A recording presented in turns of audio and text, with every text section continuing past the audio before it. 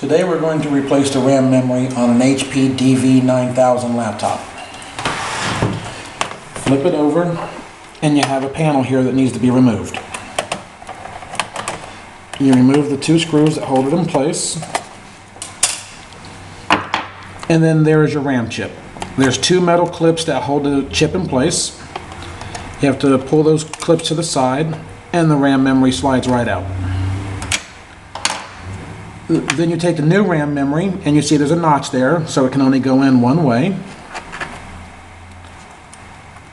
You position it into the slot, push down till you hear it click,